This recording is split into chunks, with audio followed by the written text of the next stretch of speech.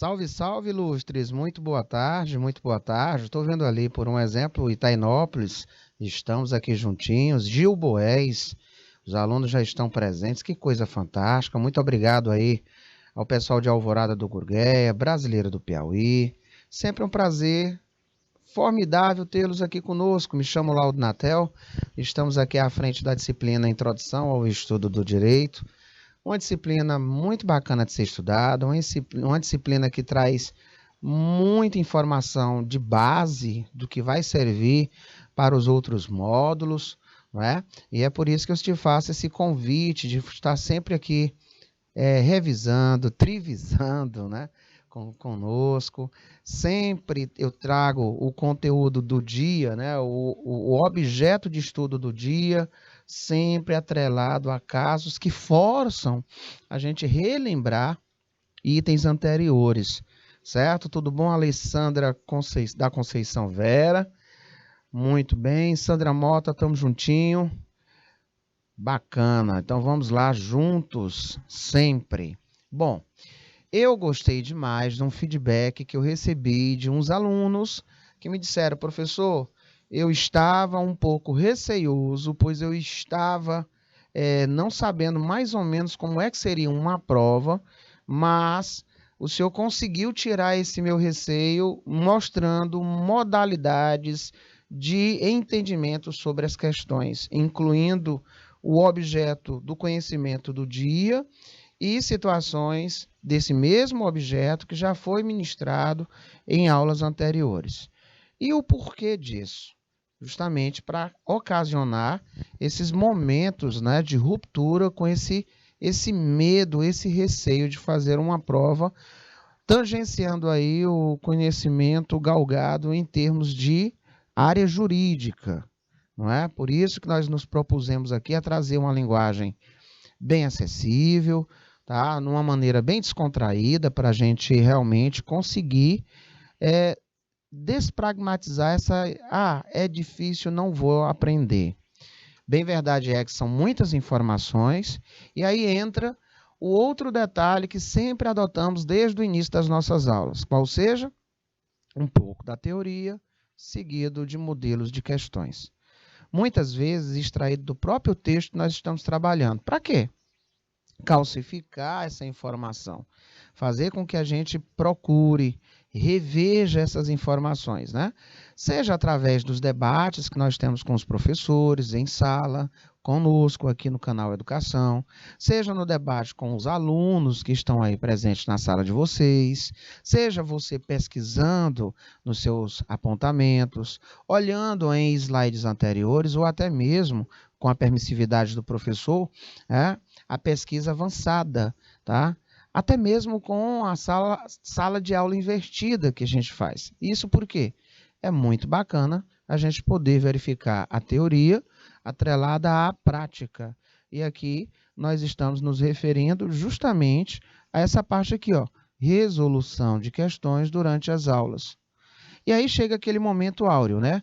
Hora de praticar. E na hora de praticar, fazemos mais questões e sempre fica questões para casa. Questões estas que na aula subsequente eu inicio fazendo a resolução dessas questões, verificando como é que ficou, verificando como está esse conhecimento aí com você, tá? Isso, nós passamos a desenvolver uma visão panorâmica, não é? Uma visão privilegiada no tocante a definições, conceituações, reconhecimento, né? E diferenciação, a importância do conhecimento das mais variadas definições e conceituações de direito. Olha lá, a questãozinha de prova. O que é direito? Já estou até vendo. Professor, é mesmo? Sim. A nossa disciplina, ela preconiza esse conhecimento basilar. Tá? O que é direito? O que é lei? O que é norma jurídica? O que é norma? O que é jurisprudência? Não é? Como podemos classificar as fontes do direito? Só para vocês terem uma ideia. Não se foge a esse conhecimento de base, tá? Quais são os ramos do direito? Aí vamos ver ramo público e privado. Então, olha aí, questão de prova. O que é direito público? O que é direito privado? Exemplifique. Né? Quais são os meios de integração do direito? Aí nós vamos ver lacunas na lei, analogia, equidade, costumes, interpretação extensiva, tá? E tem a lógica, tem a gramatical. Nós vamos verificar tudo isso até a aula da semana que vem, fazendo aí um levantamento de tudo que já foi ministrado e principalmente aqueles que estão com cara de prova. Então, relembrando aí momentos das questões que ficaram aí para nós resolvermos e que resolvemos algumas e outras ficaram para casa, né? Elas estão aí para que vocês possam treinar em casa. É um conjunto de instruções, princípios e regras válidas e vigentes que regulam a vida humana. Tá? A vida humana em quê? Em sociedade, é claro, né? Num determinado momento histórico. Esse momento histórico, esse fragmento, será que ele faz referência à norma jurídica? Tá? Então, para você que está colocando que é incorreto, que está errado, você está muito bem na foto, por assim dizer. Né? Aí nós estamos falando do direito. Então, coloca aí. Nós estamos falando, referência ao direito. Olha aí, uma das formas que você tem de falar o que é direito. Eu poderia tão somente dizer, sabe o quê? Direito é fato social, como diz Miguel Reale. Eu poderia tão somente dizer, que não existe o direito de um homem só. O direito está para... a sociedade está para o direito, assim como o direito está para a sociedade. Ai, professor, eu me lembro dessa aula. Nós vimos várias visões, com relação aos grandes estudiosos que eles falam sobre o que é direito. Pois bem, e o que vem a ser a norma jurídica? Coloquei aqui para vocês não terem nem trabalho e já irem fazendo aí a revisãozinha de vocês para a prova. Me lembrei agora, há pouco pela manhã, a participação tão grandiosa, por exemplo, lá do polo de Pedro II, os alunos dizendo, professor, tudo que o senhor coloca aí, nós vamos printando, a professora coloca no grupo nosso, e aí já serve de revisão. E eles me dão um feedback, como é que eles estão estudando. Olha, no slide fulano de tal, professor, nós ficamos com dúvida. Isso para citar só alguns, porque vocês são maravilhosos. Certinho? Então, olha, o que seria essa norma jurídica? Ele pode ser entendido, a norma jurídica, como sendo uma norma escrita, claro, com forma previamente estabelecida que cria, modifica ou extingue regras jurídicas. Ela pode ser de âmbito federal, estadual, municipal, isso depende do poder legislativo que a criou. Olha aí, uma forma de você dizer o que é uma norma jurídica.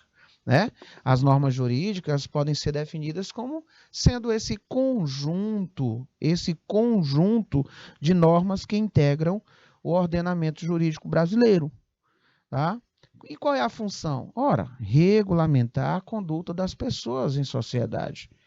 A imposição normativa é que vai trazer essa possibilidade de vivermos em harmonia. E se não tem harmonia, na certeza que ali nós temos, um law e um right. Vocês lembram disso aqui? Law e um right. Quando nós estávamos estudando, por exemplo, as questões inerentes a direito positivo, direito subjetivo. Ontem nós falamos de positivismo, pós-positivismo, tá? A todo momento nós estamos vendo diferenciação entre direito e moral, tá? O que é ética, sempre trabalhando nesse mesmo rito. Então, quando você tem esse conjunto, de regramentos, de norma, que estão ali presentes dentro do ordenamento jurídico, a visão é só uma. É, de fato, vislumbrar, através dessa imposição normativa incorporada em uma fórmula jurídica, é a previsibilidade do comportamento em sociedade, é a preservação da paz social, é a manutenção constante das mais variadas relações entre nós em sociedade, de uma maneira tal que nos traga a segurança jurídica. Isso vai no trabalho, isso vai no contrato de prestação de serviço, isso vai na área das vendas, isso vai quando você bota um carro para consertar, não é? Uma TV para consertar, quando você contrata alguém para ser horista na sua casa, né, te auxiliar nos mais variados afazeres, é quando você contrata o serviço de prestação educacional, é quando você faz o contrato do serviço de telefonia, da internet que tem aí na sua casa, né, do atendimento nos postos médicos, sejam eles públicos, privados, municipais ou parceria público-privada, tá? O que você imaginar de relação, tá? Relação em sociedade, nós temos ali os olhares atentos do direito. E aí bastou que tenha um fato social para que se verifique essa importância, não é, indelével na sociedade, os anseios da sociedade, para que o legislador, ele atento e sensível àquele momento, possa verificar através de um processo legislativo a criação de uma norma, de uma lei, deixar positivado ali o seu direito e os seus deveres salvaguardados. Aí nós estamos falando de fato, não é? Lembram disso? Ah, professor, fato social. Muito bem. E aí ele culmina com a norma, tá? Ele culmina com a norma. Como é o nome disso? Nós vimos lá na teoria da tridimensionalidade do direito, onde nós falamos de Miguel Reale. Certinho? Tem lá um textozinho bonitinho, estava falando sobre uma demanda de aluguel, pouca oferta, a lei da oferta e da procura, preços, ó, não é? Exacerbados. Aí observou-se a necessidade de trazer segurança jurídica nesses negócios. E aí surgiu a lei do inquilinato. Anota, tá? Teoria da tridimensionalidade do direito. São 3 itens. Quais são os 3 elementos? Eita, professor, deixa eu procurar aqui. Vou procurar aqui no meu caderno. Quais são os 3 elementos? Vamos lá, eu te dou 2. Fato social, tem esse aqui que eu não vou dizer e tem a norma. Qual seria? Tá? Questão de prova. Eu te dei um texto e você vai observar esses 3 elementos e você vai dizer quais são os 3 elementos que você visualizou no texto para conceber a teoria da tridimensionalidade do direito por Miguel Reale. Para quem está nos acompanhando, sabe que todo momento eu tenho dito, olha um modelo de questão de prova. E eu pensava que tinha aluno que não estava anotando, mas pelo contrário, tem aluno anotando. Professor, porque o senhor falou isso aqui na aula de hoje, eu não entendi. Me dê um exemplo. E eu fico muito feliz quando eu recebo esse tipo de mensagem, né, nos grupos de WhatsApp, lá no meu Instagram, tá? Eu estou à disposição, porque conhecimento, esse processo de empatia, ele é muito bacana, tá, gente? Então, estamos juntos nessa. Vamos adiante? Falamos já aí, olha, já falamos aí quantas questões de prova. Para quem está atento, está se ligando nisso, né? Bom, nessa próxima situação, ficou lá para vocês dizerem o seguinte: são prescrições obrigatórias de comportamento para as pessoas, diz como deve ser o comportamento. São classificadas como sendo de conduta que pretendem disciplinar o comportamento do indivíduo e as de organização, que tem um caráter instrumental. Bom, se você de cara está dizendo que está correto, bom, você está muito bacana, você está prestando muito bem atenção, tá? Não tem aí nem o que nós debatermos, nós estamos falando tranquilamente da norma, tá? Vai dizer aí para mim que na sua escola tem ou não tem norma? Tem ou não tem norma na sua escola? Tem ou não tem um regimento a ser seguido? Será que aí na sua escola você pode fazer uso do celular? E mesmo que não existisse a norma, Será que nós não teríamos outros freios internos, né? Aqueles que não podem ser cobrados, é claro.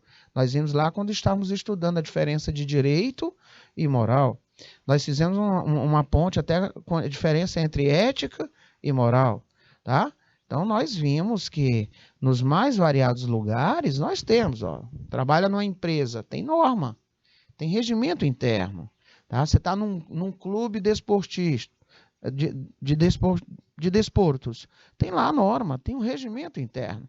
O Maurício está dizendo ali, ó, aqui tem, professor, tá? Tem a norma. Você tem, além das normas, né, que são cientizadas, positivadas, escritas, você tem aquelas que são advindas de momentos que nós fomos educados. Aquilo que nós absorvemos por onde nós estamos, não é? E que para pertencimento de um grupo social, a gente se adequa e termina adotando aquilo ali como pressuposto de readequação para que eu possa estar me enquadrando dentro de uma qualidade de vida e de uma previsibilidade de conduta. Ah, rapaz, ali todo mundo é estudioso, todo mundo está fazendo um curso, eu quero estar nesse meio, eu vou ali me enquadrar. Por que que não é obrigatório? Porque eu não posso cobrar de você essa questão do caráter, a questão da ética, a questão da moral. Eu não tenho como cobrar isso em lei. Ela é uma coisa de foro íntimo, né? Ela é de foro íntimo, né? Entendeu? Então, você tem que observar.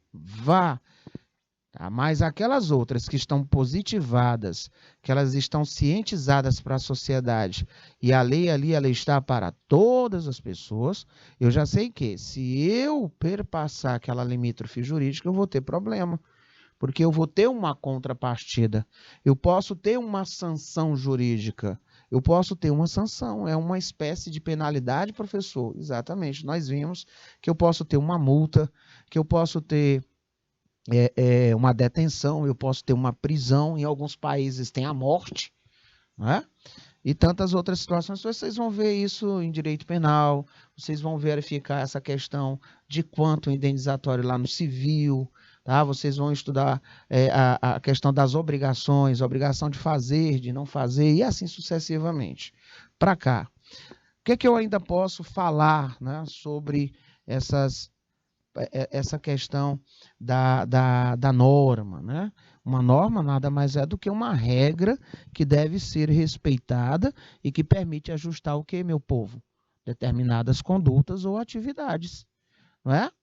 Eu sei que para se trabalhar, por um exemplo, nas áreas de construção civil, eu tenho que ter todo aquele aparato que vai possibilitar resguardar a minha integridade física.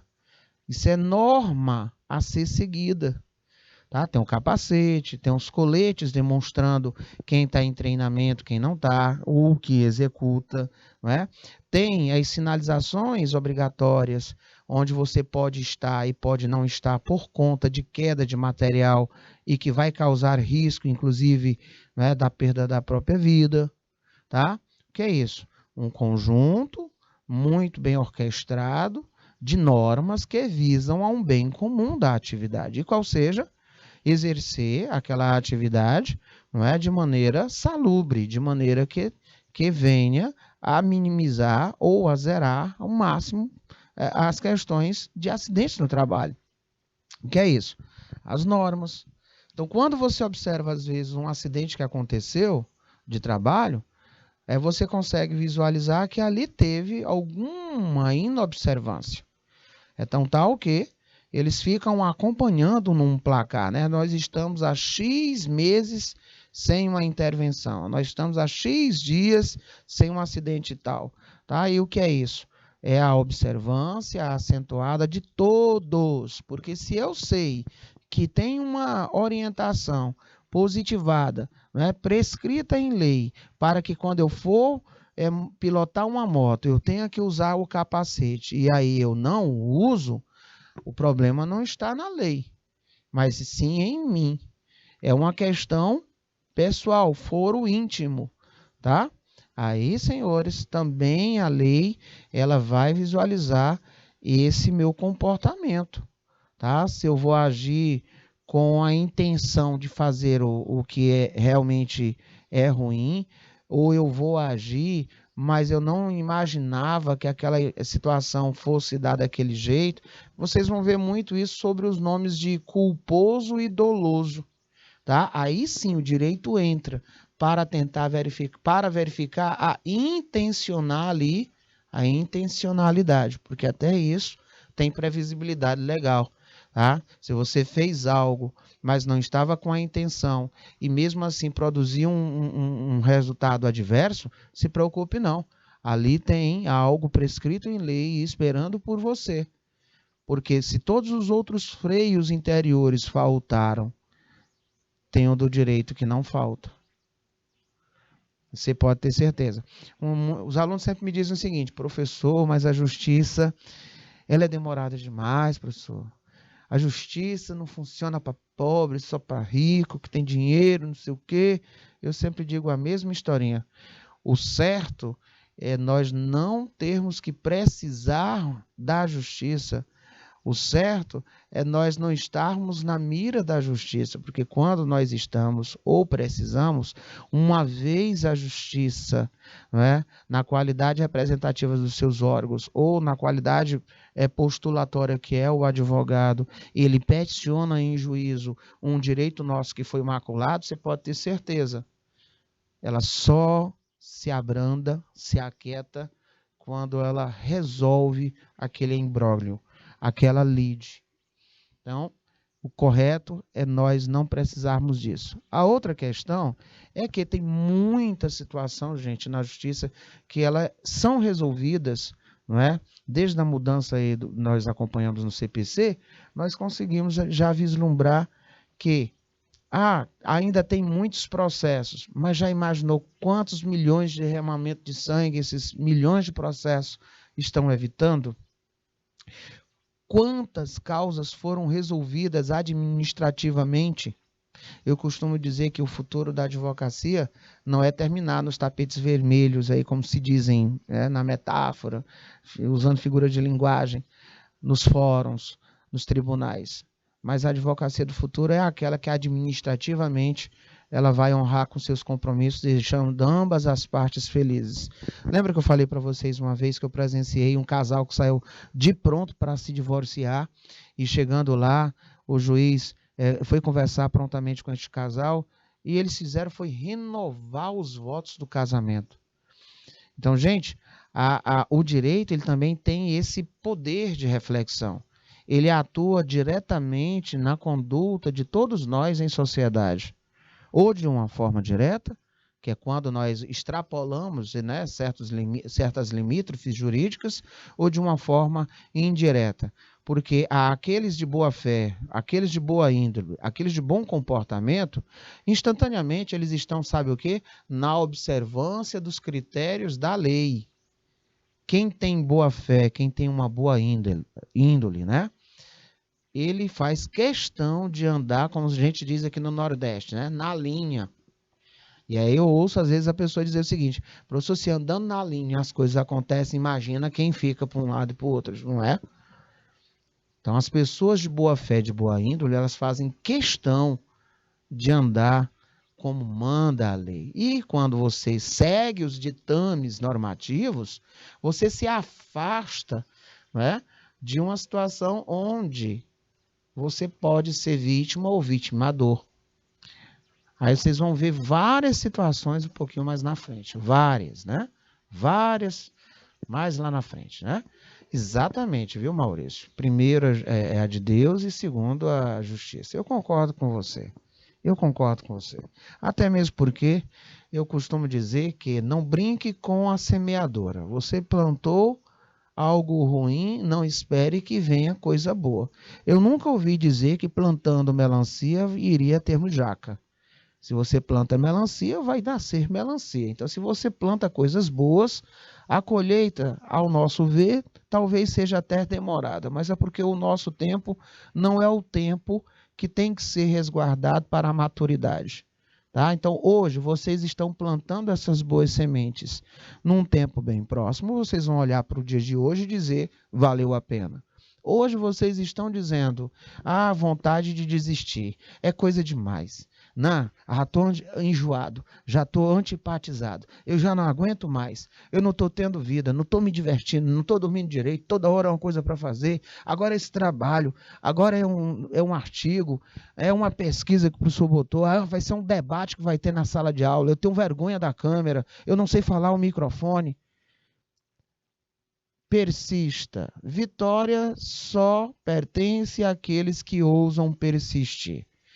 Nós devemos aprender a descansar e não a desistir. E se você levou um tombo, perdeu muitas aulas, você está no lugar certo, porque o melhor lugar que tem é quando você parou a queda livre. Porque você só tem uma decisão a tomar, é subir. Certinho? Então vamos lá, daqui mais uns dias vocês estão terminando esse curso técnico, terminaram aí o ensino médio, vão estar olhando para hoje e dizer, rapaz, eu não vou parar não, agora eu vou conseguir o curso superior. Eu já vi aluno aqui dizer que vai fazer o curso superior. E vai fazer bacharelado direito. Meu diretor disse que tomou a decisão dele. Ele disse, eu vou fazer o curso superior e vou fazer para direito. Eu digo, estamos juntos, nós vamos trabalhar juntos, meu diretor. Tá? Então, gente, que sejamos influenciadores para o bem, que sejamos os arautos das boas notícias, porque notícia ruim, exemplo péssimo, meu querido, a gente não precisa ir muito longe não, está em todo lugar. Então, mantenha seus olhos na educação, mantenha seus olhos na informação, na boa informação, nos estudos. Isso vai valer a pena. Então, vamos aqui, meus ilustres. Então, o conjunto de padrões, regras. Professor, eu acho que está tão bonitinho, está correto, não está? Não tenha nem dúvida. Conjunto de padrões, regras, diretrizes. Perceberam? Porque eu tenho que fazer com que isso seja o quê? Seguido, respeitado. E qual é a finalidade disso? Ora, ocasionar uma previsibilidade de comportamento coletivo de forma a deixar uma situação mais ordeira. Não é? Deixar mais ordeira. Vai dizer que se não tivesse as normas aí na sua escola, vocês iriam conviver bem? Será que iria o professor, a professora, o doutor, a doutora que está aí me ouvindo do outro lado? Será que você conseguiria ministrar aula? Será que você conseguiria assistir a sua aula? Você que está me acompanhando aí na tua TV, aí na sua sala de aula, será que não tivesse um comprometimento da turma, um posicionamento do professor em orquestrar esse momento, trazer luz e mais informações, e a gente trabalhando desse lado de cá e vocês do lado de lá, será que se não tivesse uma norma, um regimento a ser observado, será que isso iria fluir? Obviamente que não. Seria um caos. Cada um iria resolver as suas coisas pelas próprias mãos. E nós já vimos que a autotutela é um problema. As pessoas, elas querem, às vezes, usando aí a rapidez, o deflash da resolução, né? Vou resolver meu problema, sorrisal, pá, resolvi. As coisas não funcionam assim porque tem um devido processo legal. Olha o nome, processo. Tá? Ele segue um trâmite. Ele tem um rito a ser observado. Senhores, quais são as fontes do direito? Como são classificadas as fontes do direito? Olha, pergunta de prova. Anota no teu caderno. Mais uma dica da Rev Prova do Tio Nath. Não é? Olha, gente, se você quer nesse aeroporto do sucesso, pegar o voo da Nath Airlines em rumo ao teu 10, em rumo à tua nota boa, em rumo ao teu bom treinamento, anota aí, slide 11, o professor está falando sobre fontes do direito. Eu me lembro, professor, era aquela que são 3, né? Nós temos 3 fontes, mas tem uma delas que os grandes doutos, alguns grandes estudiosos, eles dizem que a fonte histórica ela é de uma outra área, ela é de uma outra ciência. Ele fala até que é da sociologia.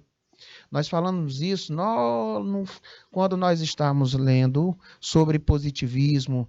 Lembra? Lá de Auguste Comte. Nós falamos sobre pós-positivismo e as críticas. Tivemos que trazer a diferença entre direito natural, direito positivo. Tivemos que relembrar o que é direito positivo, direito subjetivo. Estão começando a relembrar? Pois é. Aí vem para cá, ó, para cá. As fontes, então, eu posso dizer que elas são subdivididas em fontes materiais e fontes formais, tá? Aí você vai botar assim na prova. Professor, eu me lembrei. Olha a resposta. Ainda bem que eu aprendi isso. Como são classificadas as fontes do direito? Fontes materiais e fontes formais, tá? Aí vocês ainda vão lembrar que elas são subdivididas em mediatas e imediatas. Mediatas e imediatas. Eita, professor, escreve aí. Ei, não precisa não, que eu já coloco aqui para você, ó, para ficar mais rápido para você estudar, tá? Porque tem vários professores que pegam e colocam esse slide lá no grupo de aula dos meninos. Aí você vai lá anotar só o slide 11. O professor falou que tem uma questão que eu preciso desse conhecimento lá no slide 11 dessa aula de hoje. Ah, então eu já sei que as fontes materiais, elas são os fatores que criam o direito, as causas de criação de tal norma, pessoa, acontecimentos históricos, culturais, econômicos, políticos, etc.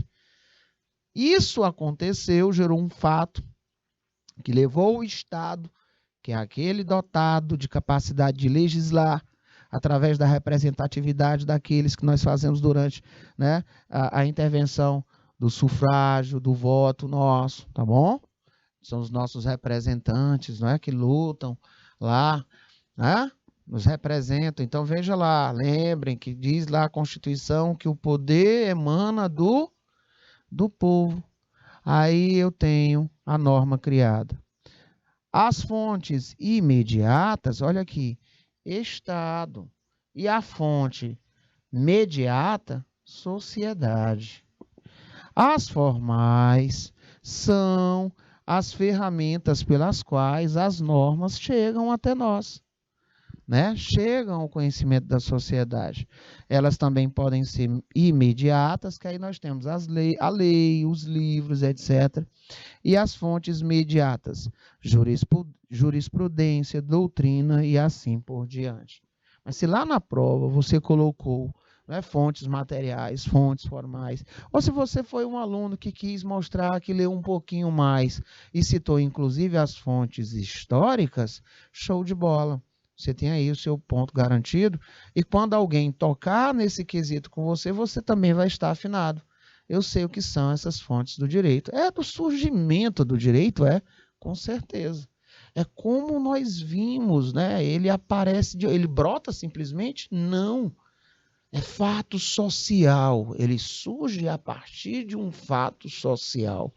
Está ali a relação, tem ali a previsibilidade circunstancial de algo, não é, mais na frente, por tabelamento acontecer, o legislador até isso ele pensa.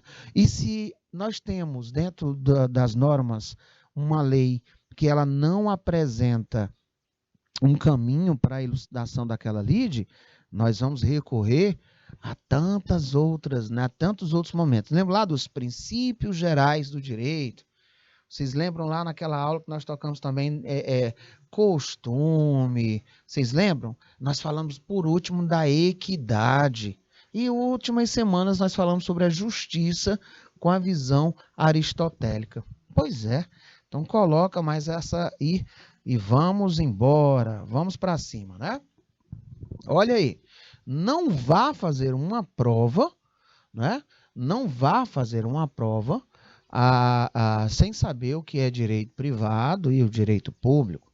Ele está dizendo aqui que direito privado é o ramo do direito em que uma das partes é o Estado.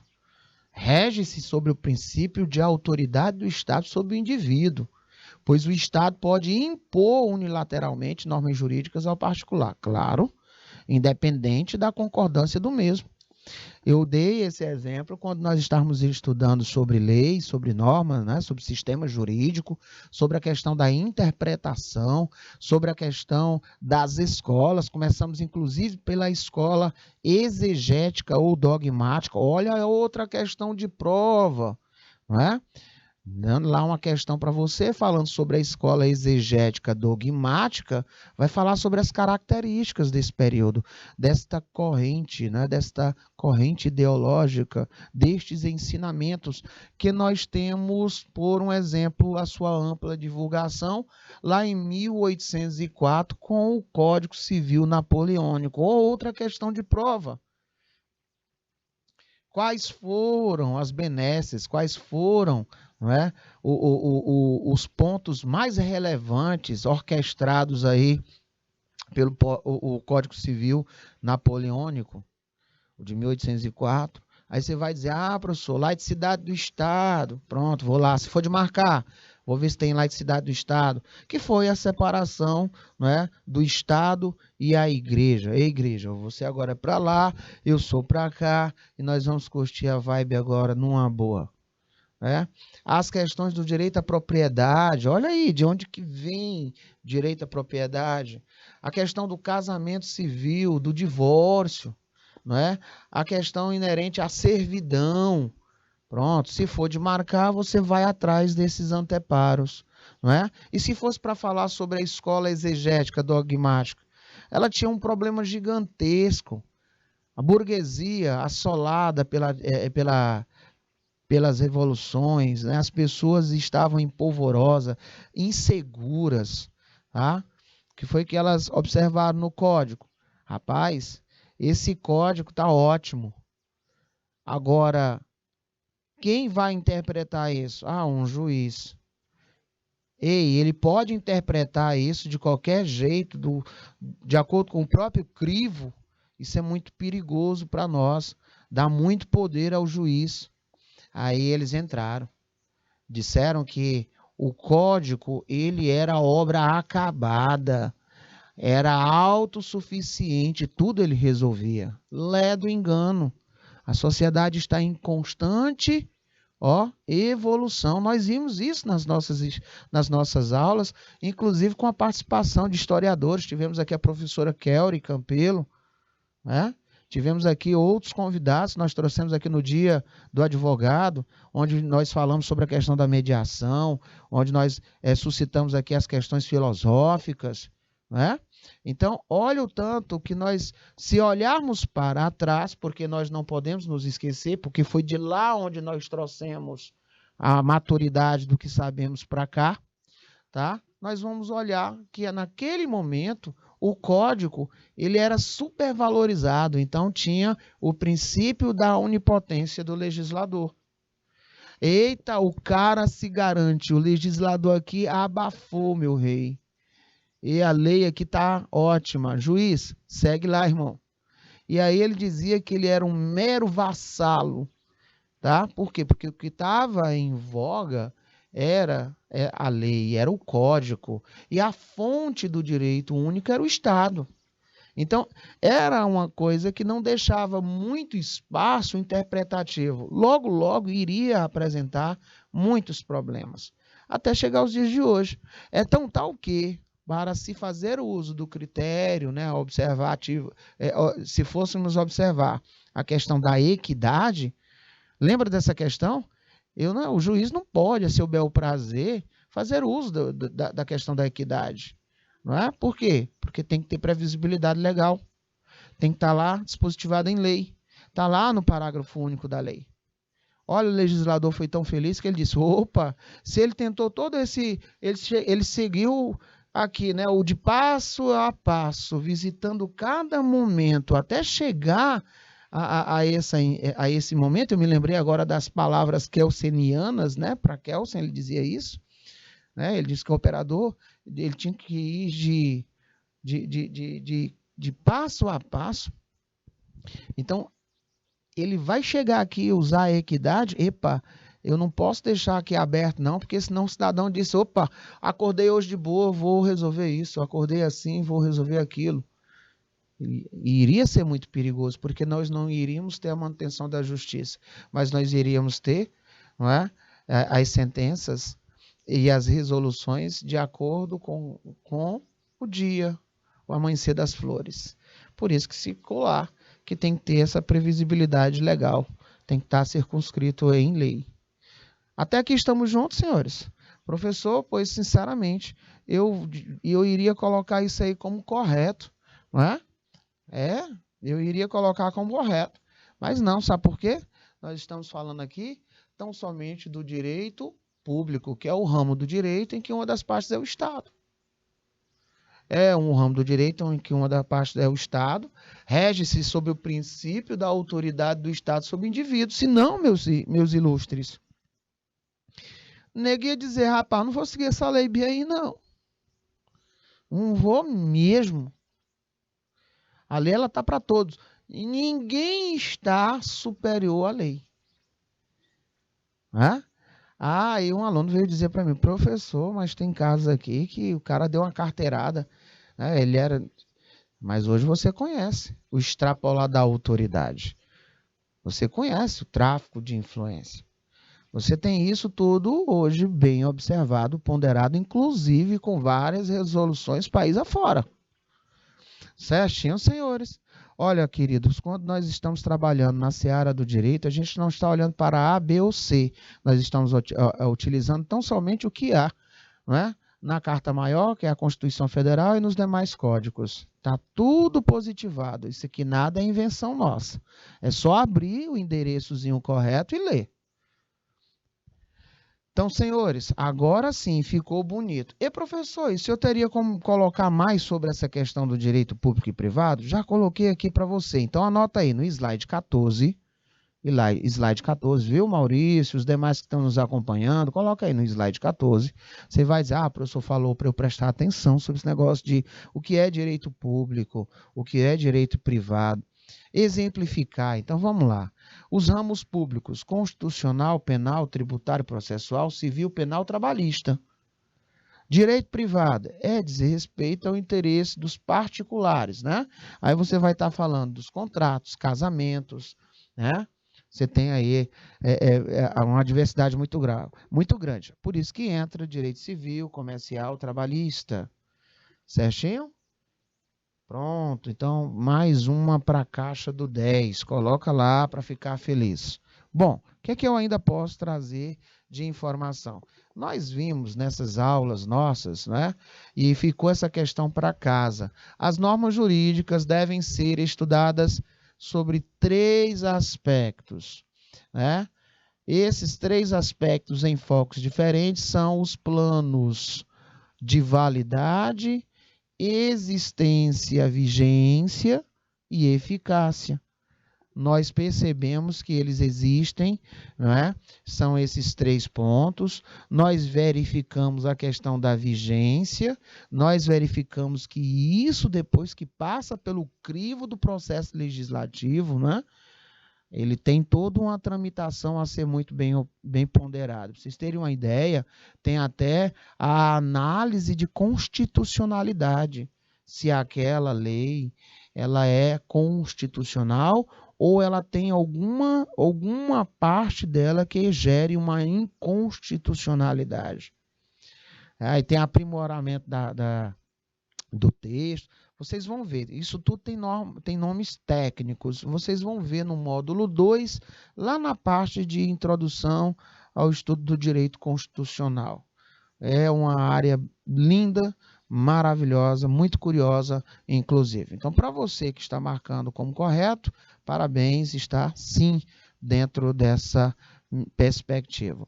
E, professor, eu me lembro, inclusive, que essas normas, né, esses 3 itens, né, esses atributos de validade, vigência e eficácia, eles são atributos diferentes e eles são independentes da norma jurídica.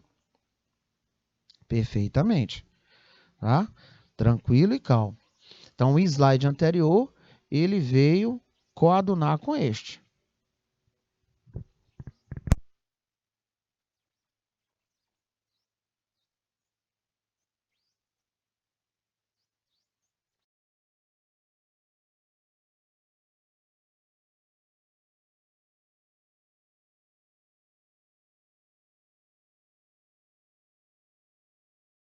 né? Hoje nós estamos com um tempinho um pouco estourado, mas vamos lá junto. Eu estou tentando revisar. E aí, no segundo momento de aula, gente, nós vamos trabalhar o conteúdo, né? A proposta do objeto de conhecimento do dia de hoje, revisando alguns fatores, e aí a gente volta a responder as questões, tá bom? Então, nós temos aí a vigência, possui uma dimensão temporal, nós vimos que ela possui sim a sua dimensão temporal, nós vimos que ela situa dentre a validade e a eficácia, e nós usamos um termozinho chamado de vacatio legis, que quando não vem no corpo da lei, ela cai lá no seu artigo 1º da lei, qual é? 45 dias. Mas não sai daí, é rapidão, é só um tempo de um break.